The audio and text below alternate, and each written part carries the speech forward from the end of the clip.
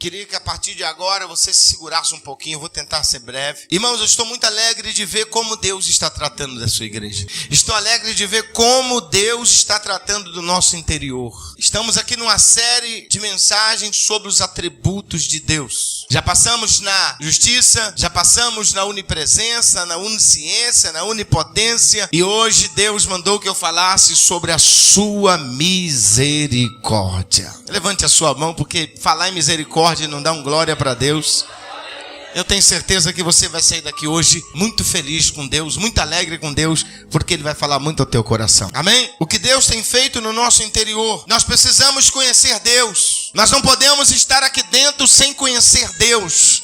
Nós não podemos conhecer Deus por informações apenas. Precisamos ter amizade com Deus. Precisamos ter comunhão com Deus. E hoje eu quero falar sobre a misericórdia de Deus. Porque nós temos falado aqui de atributos que com certeza deixou muita gente de cabelo em pé, assustados, porém alertas. Amém? E com esses atributos que nós temos falado, eu tenho certeza que a sua fé aumentou. A sua forma de orar mudou. Eu tenho certeza que você não ora mais como você orava antigamente. É impossível você ouvir o que tem ouvido aqui, saber que Deus tem todas as águas dos mares na concha da sua mão e você orar como você orava antes. Eu não tenho certeza que não. Amém? Não podemos fazer parte de grupos de evangélicos que não conhecem Deus, que professam a fé em Jesus, mas suas vidas não condizem com essas verdades, não demonstram tais coisas. Hoje vamos conhecer um pouco mais sobre este Deus todo-poderoso, esse Deus em quem nós professamos a nossa fé. Hoje eu desejo falar sobre esse atributo maravilhoso de Deus. Repita comigo: misericórdia. Mais uma vez, misericórdia. Escutem, para a gente entender primeiramente o que é misericórdia, como se define misericórdia. Primeira coisa, misericórdia no dicionário bíblico, como a Bíblia define misericórdia. Misericórdia na Bíblia significa compaixão pela miséria alheia, indulgência, graça, perdão e piedade. Essas são as palavras que declaram na Bíblia Sagrada a palavra misericórdia. É compaixão da miséria dos outros. Amém? Exatamente o que Deus tem por nós. Indulgência, graça, perdão, piedade. Isso no dicionário bíblico. Agora, no dicionário da nossa língua portuguesa, não podemos deixar. Significa compaixão pela desgraça alheia, comiseração, piedade, perdão. Ou também é descrito algumas vezes como um punhal de alguns soldados. É um punhal que um soldado trazia bem escondido na sua roupa, na sua cinta. E no final, depois a gente vai falar sobre esse cinto. Esse punhal, que também o nome era dado de misericórdia. Isso veio das guerras medievais. Agora, escutem, para a gente entender a misericórdia, porque a misericórdia ela não vem como nós estamos falando às quartas-feiras. A misericórdia ela vem do atributo maior de Deus. Ela vem do amor de Deus. A misericórdia vem do amor. A graça vem do amor de Deus. Então Deus é amor, Deus ama o pecador, Deus ama você, Deus ama todos nós, Deus ama cada criatura que Ele criou. Tanto ama que Ele sustenta essas pessoas que Ele ama, Ele sustenta. As pessoas amanhecem de pé porque Deus sustenta, é o amor de Deus. Amém? Para que a gente possa entender claramente, dar valor, o que é a misericórdia de Deus, eu preciso entrar agora no livro do profeta Isaías. Isaías, aqui no texto de Isaías, Deus retrata bem a sua misericórdia. Isaías 6, versículos 5, 6 e 7. Olha a expressão de Isaías. Porque o amor manifesta também a graça, manifesta a misericórdia. E Deus demonstrou isso na vida do profeta Isaías. Se me acompanhe, por favor, só me acompanhe. Isaías 6, 5, 6 e 7, nós já lemos. Isaías disse assim: então disse eu, ai de mim, porque estou perdido, porque sou um homem de lábios impuros, e habito no meio de um povo de impuros lábios. Os meus olhos viram o Rei, o Senhor dos exércitos. Porém, um dos serafins voou para mim, trazendo na sua mão a brasa viva, tirada do altar, como uma tenaz. E com a brasa tocou a minha boca e disse: eis que isso tocou os seus lábios. A sua iniquidade foi tirada e expiado foi o teu pecado. Presta atenção numa coisa aqui. Vamos estudar aqui uma coisa. Os atributos de Deus. Olhe, para que você entenda o que aconteceu aqui. Aqui Deus demonstrou que é a sua misericórdia. Quando Isaías se depara com Deus, Deus se revela para ele. O que Isaías vê? Primeira coisa que Isaías se depara é com os serafins dizendo diante de Deus: Santo, Santo, Santo é o Senhor dos exércitos. E Isaías olha e também vê um trono. Quando Isaías vê os serafins gritando santo, e ele vê o trono, Isaías vê a imagem. A visão de Isaías se descortina. Isaías agora entende quem ele é, e ele entende quem também Deus é. Deus abre a visão de Isaías. Quando Isaías vê Deus, os serafins dizendo santo, santo, santo, ou seja, ele viu a santidade de Deus. E quando ele viu a santidade de Deus, ele viu como ele era pobre, como ele era miserável, e como a justiça de Deus iria aniquilar Isaías. Por isso que ele gritou a palavra ai. Deixa eu explicar para vocês. Quando Isaías viu o santo, ele reconheceu que era um miserável, um pecador, um impuro, um verme diante da santidade de Deus. Então ele viu a santidade e ele viu o trono. Ele viu a santidade revelou que ele era pecador, que ele era miserável, que ele precisava da bondade de Deus, e agora ele vê o trono. Quando ele vê o trono, ele lembra da justiça, que é mais um dos atributos de Deus, e quando ele vê a justiça de Deus estampada, ele ouve novamente dizendo santo, ou seja, o pecado dele, ele reconheceu quem ele era, e outro lado ele viu a justiça, e ele pensou: agora eu estou perdido, a justiça de Deus vai me punir, porque eu olhei a sua santidade, eu vi que eu sou um pobre desgraçado, ai de mim que estou perecendo. Em outras palavras, Isaías estava dizendo: agora eu estou perdido, agora eu estou frito, Deus vai me fulminar, Deus vai acabar comigo, porque eu vi o Senhor dos exércitos, os meus olhos o viram. Quando Isaías viu Deus, ele viu que ele era um pobre pecador, ele viu que não era nada, e ele viu que a justiça de Deus cobraria de Deus que Deus matasse Isaías por causa do seu pecado. Escute, a santidade de Deus revela que nós somos pecadores. Repita comigo: a santidade de Deus revela que somos pecadores, e a justiça de Deus declara que somos culpados e que temos que pagar pela nossa culpa. Vocês entendem isso? Isaías vê a santidade, vê que está em pecado, e ele vê o trono. Por isso ele diz: ai de mim. Ele está fazendo uma declaração dizendo: eu vou morrer, Deus vai me matar, Deus vai me fulminar, Deus vai me trucidar, porque eu vi o Senhor, o Rei, o Senhor dos exércitos. Ele estava reconhecendo o seu grau de pecado, ele estava reconhecendo que ele era um pobre pecador. Irmãos, para que nós venhamos entender o que é misericórdia de Deus, você tem que entender quem você é. Isaías disse: ai de mim, que sou pecador. Isaías estava dizendo para Deus que sabia que Deus poderia destruí-lo. A santidade de Deus demanda que ele condene o pecador. Escute, a santidade de Deus exige que Deus condene o pecador. Veja bem, as pessoas acham que Deus é amor, amor, amor, amor. Não, a santidade de Deus exige que ele puna o pecador, e a sua justiça exige que ele aplique a ira sobre o pecador. Vocês estão me entendendo? Mais na frente vocês vão entender mais fácil. Ele condena o pecador. Nós aprendemos aqui sobre a justiça, que a santidade de Deus e a justiça de Deus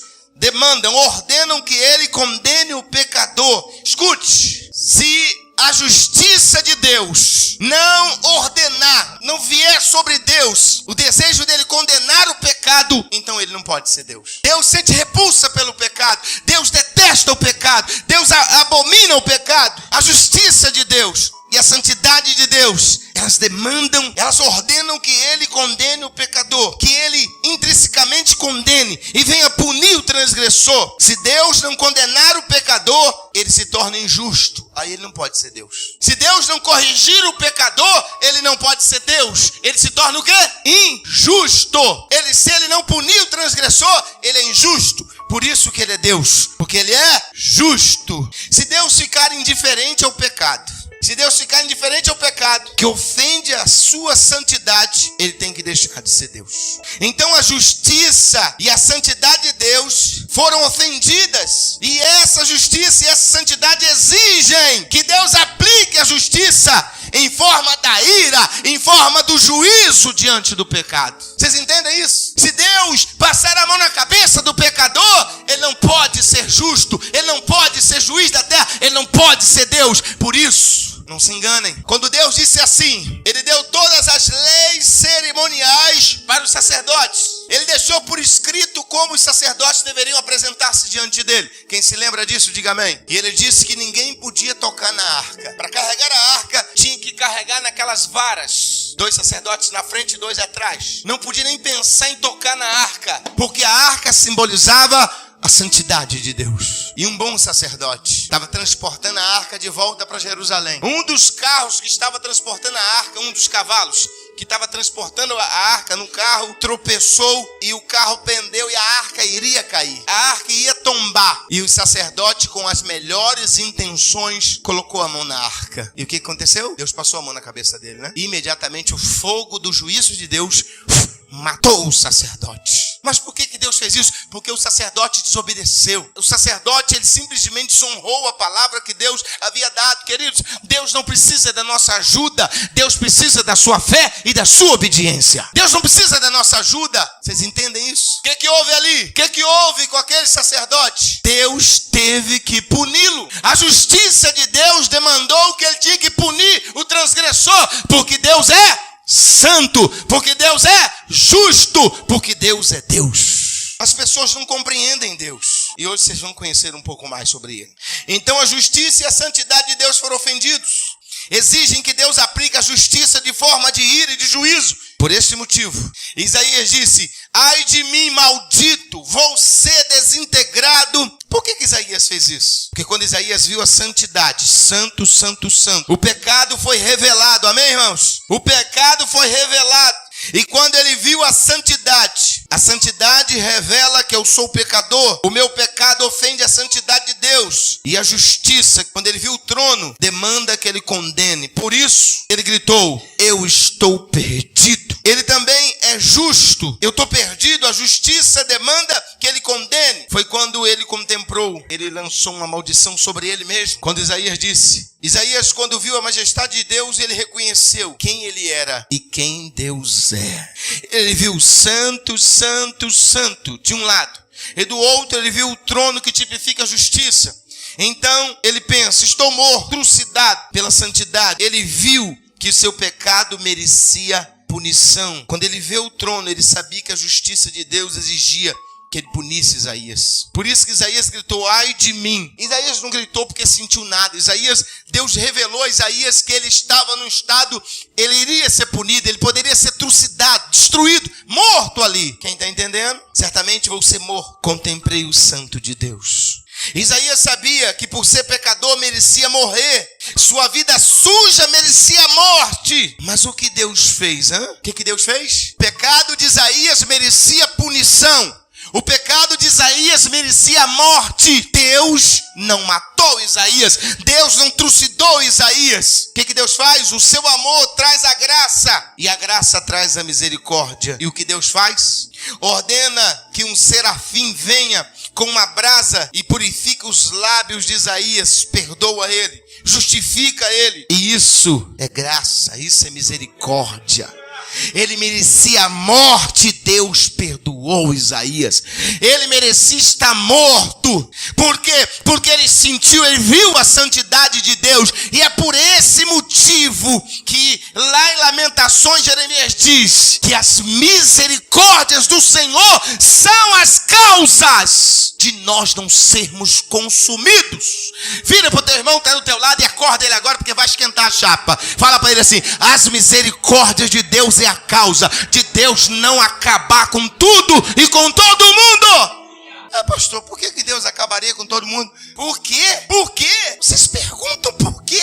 Nós bebemos iniquidade como se bebe água. Nós pecamos descaradamente diante de Deus. Nós pecamos em olhares, nós pecamos através dos ouvidos, nós pecamos com a nossa boca, nós pecamos com o nosso corpo. Quantos pecados será que você já praticou hoje? Por que você está vivo? Por que eu estou vivo?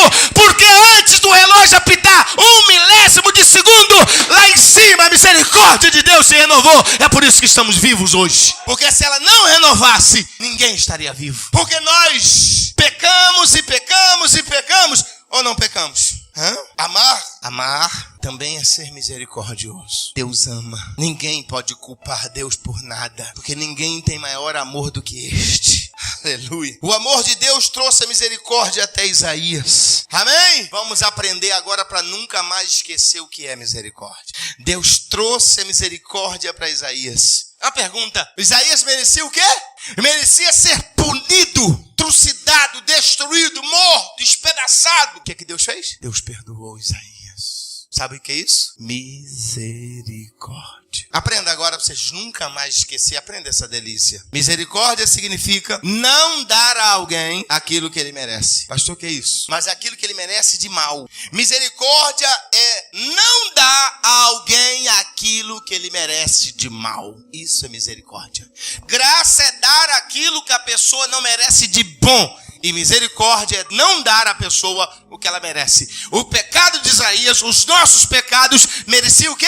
A morte. E o que Deus fez? Deus, ao invés de nos matar, nos destruir, sabe por quê? Deixa eu dar uma pincelada numa coisa aqui que eu estava pensando hoje, e eu preciso falar isso. Tem muitos de nós, podemos pensar, não, Deus Ele me chamou, Ele precisa de mim, deixa eu tirar isso da sua cabeça. Escute bem isso, guarde bem o que eu vou dizer. Eu vou antecipar aqui um atributo que eu vou falar lá na frente, em outro culto. Repita comigo: Deus é autoexistente. Fala mais uma vez: Deus é autoexistente. Você sabia disso? Pastor, o que Deus é autoexistente? Deus existe nas alturas? Não. Deus é autoexistente. Sabe o que significa, meus amados? Deus não precisa de nada.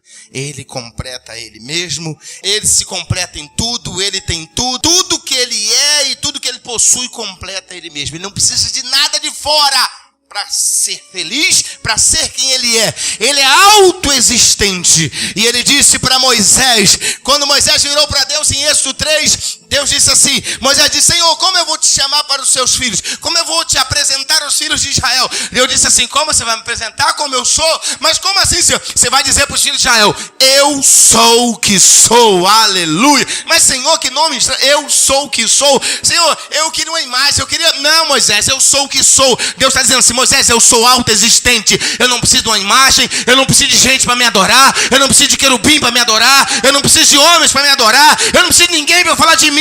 Eu sou Deus, Moisés, eu vivo, eu sou, eu existo. Ninguém pode me adorar, ninguém pode fazer nada que me entristeça, porque eu sou Deus, eu me completo. Ele é completo em si mesmo. O que isso significa, pastor? Se você não abrir a tua boca que está aí para glorificar Ele, tem anjos lá em cima agora adorando. Mas se os anjos também não adorar, Deus não precisa de glória exterior para Ele ser Deus. Ele já é todo glorioso. Ele não precisa de glórias externas. Deus não precisa de nada e de ninguém. Ele se completa a si mesmo. Se os teólogos não revelar quem é Deus, Ele continua sendo Deus. Se as pessoas, os ateus, continuar dizendo que Deus não existe, Ele continua existindo eternamente. Se os anjos parar de adorar e se rebelar junto com os outros demônios, com os outros anjos, Ele continua sendo Deus.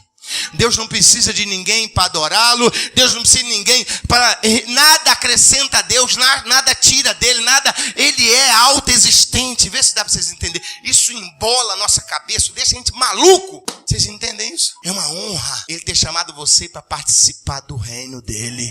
É uma honra, é por isso que eu caio aos pés dele e eu declaro que Ele é santo, que Ele é justo, que Ele é poderoso, que Ele é maravilhoso, porque Ele é tudo isso e muito mais. Então escute, Deus não precisa de nada e de ninguém. Deus não precisa do nosso louvor, Deus não precisa de nada. Ele é autoexistente, Ele subsiste por si só. Você está aí, você precisa de roupa, você precisa de comida, você precisa de água, você precisa de tratamento dentário, você precisa de tratamento para o seu corpo físico, você precisa de tratamento disso, você precisa daquilo outro, você precisa de vitamina tal, você precisa... Deus não precisa de nada disso. Ele é autoexistente, Ele subsiste por Ele mesmo. Nada e nem ninguém pode tirar o que Ele é, ou pode impedir de ser quem Ele é. Se você adorar, Ele vai receber. Se você não adorar, Ele continua sendo Deus. Ele continua sendo Deus porque Ele é autoexistente. Vocês entendem isso? No dia que eu for pregar sobre isso aqui, eu sei que isso vai dar um nó na minha cabeça, porque isso é muito profundo demais. Ou vocês acham que Deus... Porque Deus criou o mundo, criou a nós, criou o universo, criou anjos, arcanjos e querubins. Deus precisava dessa parafernália toda. Vou usar esse termo para que vocês entendam que nós somos, diante da grandeza dele. Eu não estou falando do valor que nós temos para ele, estou falando que nós somos. Mesmo assim ele nos amou. Escute, Deus quando ele resolveu Gênesis, diga comigo, Gênesis 1:1. Olha o que está escrito, presta atenção. No princípio criou Deus os céus e a terra. Mas peraí, que princípio? Que princípio? Mas vem cá, ali teria que ser certo assim, ó. Em um dos princípios de Deus criou Deus. Em um dos princípios. Um dos princípios significa no momento que Deus decidiu, eu vou criar a terra. Eu vou criar animais, eu vou criar vegetais, eu vou criar peixes, eu vou criar répteis, eu vou criar o ser humano, eu vou criar o céu, vou criar as estrelas, vou criar arcanjos, vou criar serafim. Mas antes desse princípio, Deus já era. Tanto que ele diz assim em Isaías, antes que houvesse dia, eu sou, aleluia, eu sou. Ele continua sendo, ele já era. É muito profundo essas expressões de Deus. Então, o ato de Deus criar foi bondade dele. Vocês entendem? Nada que você faça aqui acrescenta nada para Deus. Se você ajudar os pobres, se você doar a sua vida, pregar o evangelho, morrer para as pessoas, você não está acrescentando nada para Deus, você está acrescentando para você e para as pessoas que moram na terra. Para ele nada. Deus não recebe nada nosso. Deus nada pode aumentar Deus nem diminuir, porque ele é autoexistente. Quanto serve esse Deus aí? Vocês entendem que Deus é esse? Que Deus é esse? Mas escutem, o que é misericórdia? Misericórdia é não dar o que nós merecemos. A justiça de Deus exigia que ele desse a Isaías o quê? A justa punição. Ele merecia a morte, ele merecia ser trucidado. A justiça de Deus, a santidade de Deus demandava que ele matasse Isaías. A santidade de Deus diz que Isaías é culpado, deve pagar, deve ser punido pelo seu pecado que ofende a santidade de Deus. Aí o amor de Deus é tão grande, não dá ao homem o que ele merece. Isaías merecia ser castigado, mas a misericórdia de Deus fez o quê? Fez com ele que ele não recebesse o castigo que merecia. Por isso está escrito que misericórdia é o que nós não damos para a pessoa que ela merece de ruim, de punição. Vocês entendem o que é misericórdia? Merece, mas eu vou usar de misericórdia, não vou dar. Por isso que você vai ver sempre nos salmos os homens de Deus orando, as mulheres de Deus orando, dizendo assim, Senhor, na ira, lembra da misericórdia. Senhor, Abacuque 3, ele diz assim, Senhor, na ira lembra da misericórdia. A misericórdia de Deus são novas todas as manhãs. É a causa de não sermos consumidos. Novas são a cada manhã. Olha o amor de Deus. Quando Isaías diz, ai, ele merecia ser punido. Quando ele diz, eu merecia sofrer a ira de Deus. Quando ele diz, ai, ele está dizendo, eu mereço o inferno. Ele está falando, ai, ele está dizendo, eu mereço ser punido, eu mereço estar no inferno. Mas o amor de Deus que é infinito, ele usa de misericórdia para Isaías. Amém? Abra sua Bíblia depressa. Romanos 3:23. Romanos 3:23. Aleluia. Está escrito assim, 100 pessoas pecaram, é isso? E por isso estão longe da glória de Deus, é isso? 200 pessoas pecaram, é isso, meus irmãos? É 200? É 300? É 400? É quantas? Isso inclui você e me inclui também. Fala pro teu irmão, tô igual a Isaías, estou frito, perdido. Fala pra ele. Fala pro teu irmão, se a misericórdia de Deus não me alcançar, eu vou pro inferno com toda certeza. Todos pecaram e destituídos. Sabe o que a palavra destituído significa? Numa linguagem bem popular? Ninguém merece o céu. Afastados estão da glória de Deus. Longe estão da glória de Deus. Longe estão do céu. Todos pecaram. Todos merecem o inferno. Todos nós merecemos o inferno. Todos nós merecemos ser punidos. Porque pecamos em todos os jeitos, todas as maneiras. Sim ou não? Todos pecaram. E a Bíblia diz ainda, não há um sequer que faça o bem. Todos se desviaram. A justiça de Deus demandou que ele nos matasse, que ele nos punisse. A justiça de Deus, irmãos, exige que ele nos condene, amém? Nós ofendemos um Deus santo todos os dias. Nós nascemos em iniquidades, nós nascemos em transgressões, nós transgredimos as leis de Deus desenfreadamente. Nós o ofendemos com os lábios, com os olhos, com a boca, com os ouvidos, com ações, com pensamentos, é ou não é? Não temos noção do grau de ofensa da qual ofendemos a Deus todos os dias, irmãos. Só para vocês terem uma ideia, presta atenção aqui. Só o fato de você existir já é uma ofensa à santidade de Deus. Só de você estar vivo agora, só de você estar respirando e mandando esse hálito cheio de pecados para cima, você exige de Deus que ele te mate. Mas ainda bem que hoje, antes do relógio apitar 00:01, a misericórdia de Deus se renovou lá em cima. E Deus não deu o que você merece. Vocês entendem? Você acha que merece alguma coisa de Deus? A não ser a morte, a não ser punido, a não ser ir para o inferno. Por isso, irmãos, Dê valor à bondade de Deus. Dê valor à misericórdia de Deus. Porque depois que se você morrer e não aproveitar essa misericórdia, a Bíblia diz assim: o juízo será sem misericórdia. Sabe o que Deus está dizendo? No dia do juízo, eu vou dar o que a pessoa merece. Deus não vai dar nada além do que ela merece. E os nossos feitos merecem ser punidos. Amém ou não, amém? Uma ofensa para Deus é a nossa existência. Não fazemos outra coisa a não ser pecar e pecar e pecar. Diz a palavra no livro de Jó que nós bebemos iniquidade como água. Olha que coisa terrível, irmãos. Olha que coisa terrível. Nós bebemos iniquidade como água. Como bebemos água, pecamos de todas as maneiras, de todos os jeitos. E isso exige justiça. E Deus não nos mata porque a misericórdia dele está se renovando. Quem pode levantar a mão e dar um glória por essa misericórdia? Mas Deus é amor. E por esse amor vem a misericórdia. Não permite que Deus nos dê aquilo que merecemos. E a misericórdia traz a graça que me faz receber sem merecer. Amém? E Deus não nos puniu como ele fez com Isaías. Ele não puniu Isaías. Na verdade, todos nós somos como Isaías. Talvez você não sabia, mas você está aqui como Isaías hoje. Só de você estar vivo aqui, sabe por quê? Porque Deus, ao invés de punir você, me punir com a morte, com a destruição, arrasar com a nossa vida, sabe o que ele fez? Um dos maiores atos da misericórdia de Deus se chama a morte de Jesus na cruz do Calvário. Oh, meu Deus do céu. Deus usou o amor, a misericórdia com Isaías. A graça para comigo merecíamos ir. Ele não nos deu o inferno. Não merecíamos nada. Ele nos deu o seu filho. Merecíamos o inferno e ele nos ofereceu o céu. Amém? Por causa do seu infinito amor com que ele nos tem amado. Olha que texto espetacular. Eu não sei se vocês já perceberam que de vez em quando eu estou aqui, antes de eu começar a oração, eu cito esse versículo. Se você quiser me acompanhar, pode me acompanhar. 1 Coríntios 1:3. Espetacular esse versículo. 1 Coríntios 1:3 diz assim: bendito seja o Deus e Pai de nosso Senhor e Salvador Jesus Cristo, o Pai das misericórdias. O Pai das misericórdias. Que nomenclatura espetacular, que elegante isso aqui, meu Deus do céu. Que título! Seja bendito o Pai de nosso Senhor Jesus Cristo, o Pai das misericórdias, o Deus de toda consolação, que nos consola em todas as tribulações, que nos traz consolo através da sua palavra e do seu Espírito, para que possamos também consolar os que estão passando por tribulações. Olhe bem, Pai das misericórdias. Ai, se você imaginasse como nossos pecados ofendem Deus. Nós merecíamos estar queimando no inferno agora. Amém, gente? Bendito seja este Pai que não nos dá o que nós merecemos.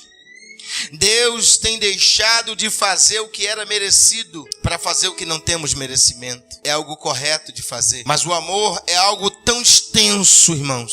Amém? Que vai fazer ele poupar, que não vai deixar ele poupar. A palavra misericórdia, irmãos, escute, a palavra misericórdia, ela veio da era medieval. Os cavaleiros medievais da Ordem de Alcântara, né, dos bizantinos e dos teutônios, eles usavam um pequeno punhal, que eu citei aqui do dicionário. Porque quando eles iam lutar, presta atenção, quando eles iam lutar na guerra, todos eles tinham um punhal, esses soldados tinham um punhal. E o nome desse punhal chamava misericórdia. Vocês estão entendendo? O que acontecia? Na hora do ardor da guerra, os inimigos caíam dos seus cavalos feridos à beira da morte, ou talvez feridos a ponto de ficar 2, 3 dias gemendo de dor. Era a hora que os soldados medievais tiravam o punhal chamado misericórdia, ia na altura do coração daquele soldado ferido, gemendo de dor, e ele carcava naquele coração e dava alento àquela vida e tirava o sofrimento dele. Peraí, os soldados queriam matar aquele outro soldado, mas ele tinha um punhal da misericórdia e eles precisavam guerrear. Mas quando um soldado inimigo era ferido gravemente, iria morrer, não tinha jeito, mas isso levaria dias de sofrimento. Quem está entendendo? Se é soldados mais, fazia o quê? Não vamos matar, deixa ele sofrer até a morte pegar ele. Mas esses soldados da era medieval usavam esse punhal chamado misericórdia. Por quê? Para aliviar o sofrimento daquele que sofria, para aplacar o sofrimento, a dor. A mesma coisa Deus faz conosco. Sabe o que Deus faz com a misericórdia? Quando nós pecamos, Deus usa a sua misericórdia.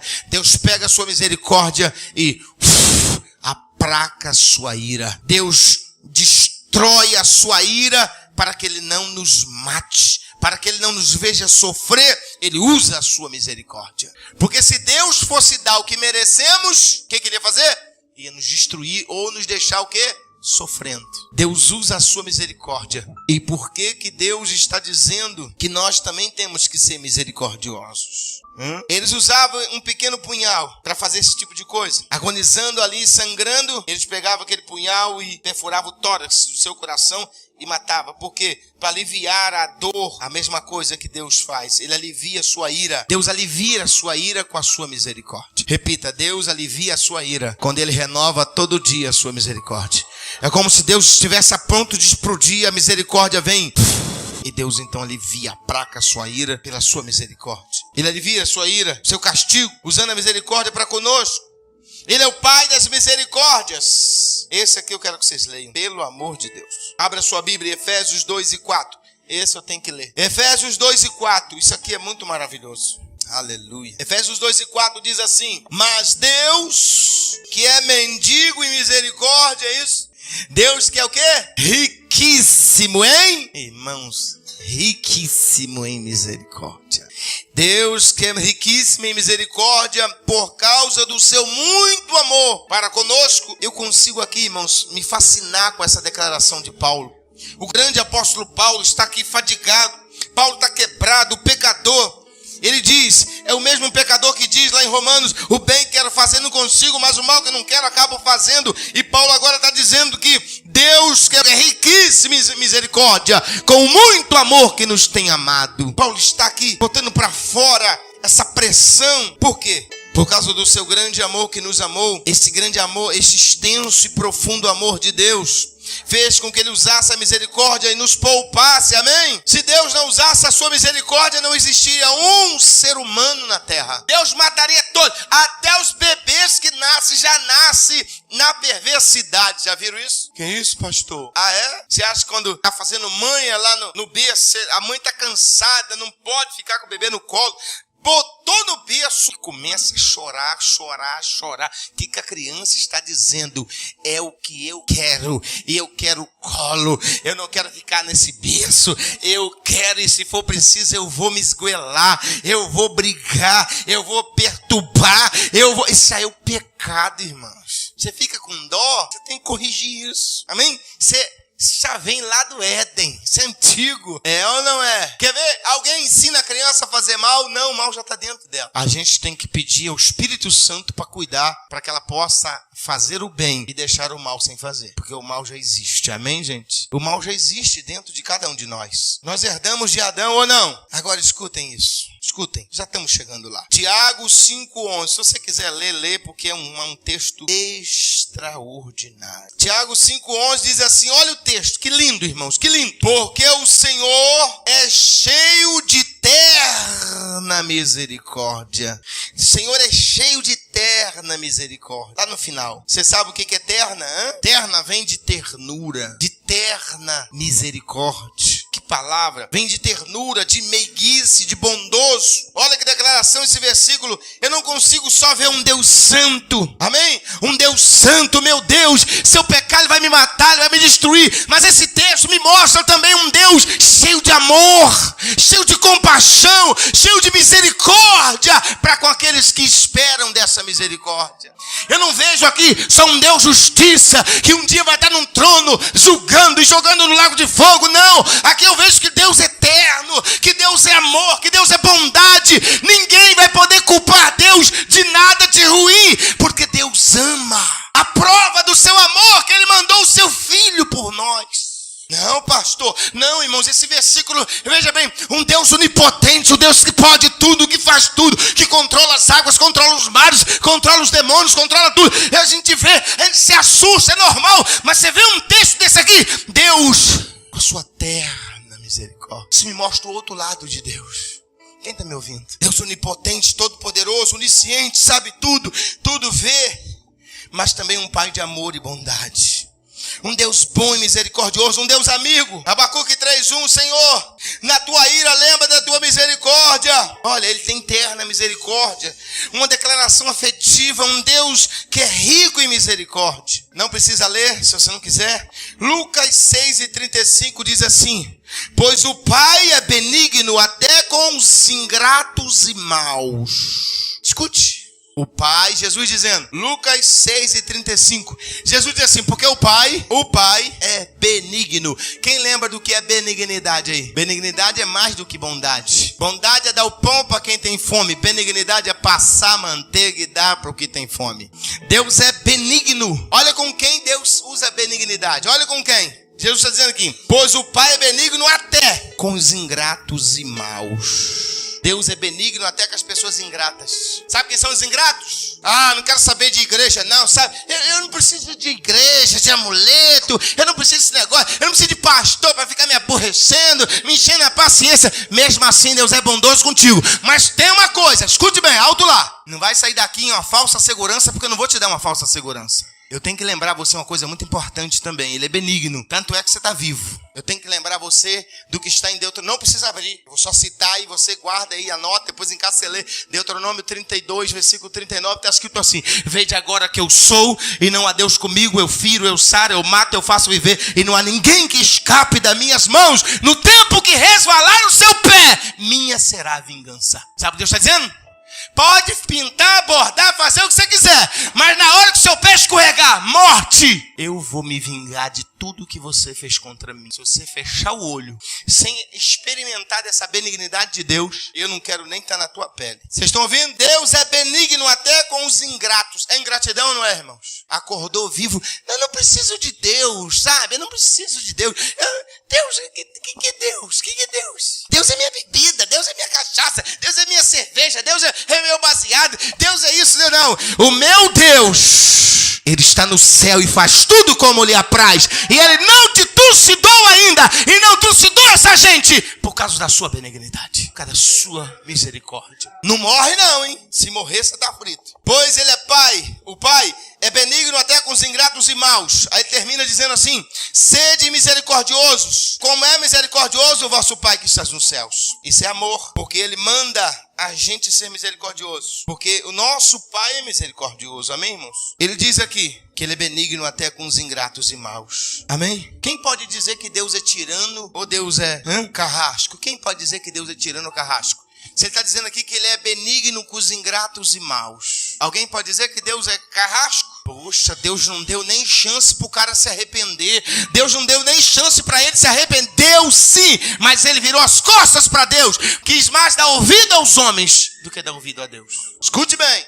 Enquanto você estiver vivo, há misericórdia. Morreu justiça. Ponto final. Amém, gente? Você pode olhar para a divindade. Você pode chegar para a divindade em oração com temor. Amém? Dizer: Deus, tem misericórdia de mim, me ajuda. Senhor, lembra da tua misericórdia. Senhor, me ajuda. Senhor, tem compaixão de mim. O Senhor disse que é misericordioso. Usa de misericórdia para comigo. Nós podemos chegar diante de Deus assim, com respeito, com reverência. É um Deus insofismável, mas também pode chegar a Ele e dizer: Deus, Tu é Pai das misericórdias. E com um grande amor que o Senhor nos tem, o Senhor é rico em misericórdia, o Senhor tem eterna misericórdia. Isso é tremendo, irmãos. Misericórdia consiste em não dar o que nós merecemos, amém? Fala comigo, misericórdia é: Deus não me dá o que eu mereço de punição. Fala, eu mereço, mas Ele não me dá. Isso é misericórdia. Em usar de benevolência, de paciência, de longanimidade, isso é tremendo. A misericórdia de Deus é um atributo do seu amor, amém? Por que você está aqui? Por que você está aqui hoje? Você está vivo hoje? Ei, por que você está vivo hoje? Já parou para pensar quantas vezes você já respirou hoje? Olha cada puxada que você dá, quase roubando o oxigênio dos outros. Cada respiração, cada puxada que nós inspiramos. É a misericórdia de Deus. Mas você não pode brincar com isso. A misericórdia dele é a causa de não sermos consumidos. Nossos pecados mereciam a morte. Nossos pecados mereciam o inferno. Ele preferiu nos dar misericórdia. Mas nós não podemos brincar de misericórdia. Amém? Por que nós estamos aqui? Porque não se trata da nossa bondade, irmãos, nem das nossas orações, nem do jejum que você fez ontem. É a misericórdia de Deus, amém? É um Deus misericordioso e ela se renova a cada manhã para que você não seja consumido, para que a ira seja aplacada, apaziguada. Deus renova a sua misericórdia todos os dias. Aleluia. Se renovam. Quando se ira conosco, Ele se lembra: eu sou misericordioso. eu os pouparei. Aleluia. Olhem para mim aqui, agora eu termino. Escutem, a nossa história pode ser totalmente diferente, irmãos. A história das pessoas pode ser diferente. Escutem isso rapidamente. Olha um ato forte da bondade e misericórdia de Deus. Só vou citar e vocês vão me acompanhar. Vocês vão se lembrar. Lá em Gênesis capítulo 4, fala de 2 rapazes, Abel e Caim. Diz a Bíblia que os dois se apresentaram a Deus na hora do sacrifício. Deus recebe as ofertas e a vida de Abel e rejeita Caim a sua oferta. Olha só esse Deus que é poderoso, que é justiça, e é tudo isso que eu tenho falado para vocês e muito, muito, muito mais. Olha o que Deus faz. Deus desce do seu pedestal e vai até onde está o pecador e vira para Caim e diz assim: Caim, por que você está trombudo? Deus queria dialogar com Caim. Deus queria conversar com Caim. Vocês estão entendendo? O Caim fechou a cara, trombou e não quis dizer nada para Deus. E Deus virou para ele e falou assim: onde está seu irmão? Porventura eu sou guarda-costas do meu irmão? A misericórdia de Deus. Aí Deus chega para ele tentando conversar com ele. Deus sabe que ele está numa situação difícil. Deus se apresenta e vira para ele e diz assim: ô Caim, se houvesse um diálogo ali entre Caim e Deus, a história poderia ser outra ali, porque Deus tentou, a misericórdia de Deus tentou cobrir Caim, mas o Caim virou as costas para a misericórdia de Deus. E eu espero que vocês não virem. Deus tentou conversar com Caim e por final Caim não queria conversa, mas Deus virou para ele e disse assim: Caim, o pecado está batendo na porta e só você pode controlar o pecado. Caim poderia virar para Deus e dizer: Deus, sabe o que foi, Senhor? É isso que Deus queria. Senhor, sabe o que foi? Eu fiquei chateado, sabe? Eu ralei lá, peguei as raízes de mandioca, peguei empim, peguei fruta-pão lá, joguei nas costas do meu cesto, botei numa vasilha bonita, botei no teu altar, e meu irmão foi lá e botou aquele cabritinho magrelinho lá, e o Senhor preferiu o dele do que o meu? Tô chateado, tô magoado. Se ele fizesse isso, certamente o Caim não estaria no inferno agora. E a descendência dele, que vive jogando bomba contra Israel, seria outra descendência. Olha como um homem ou uma mulher, se não se arrepender, não buscar a misericórdia de Deus, pode deixar gerações inteiras em dificuldade. Caim, abre a boca, eu quero que você fale.